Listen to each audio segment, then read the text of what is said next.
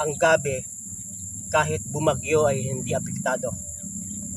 Yan man ay malakas yung hangin at bali-baliin yung mga paklang yan. Pagkaraan ng ilang araw ay may bagong dahon. Hindi siya ganong apektado. At ang gabi ay survive kahit walang fertilizer.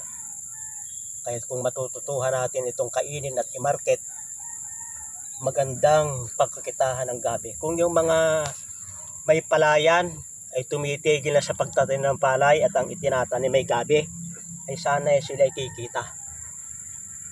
Ay huwag kayong magtatanim ng mga murang product para sa inyong sarili. Napakaraming halaman na pwedeng itanim sa tubig na kapalit ng pagtatanim ng palay.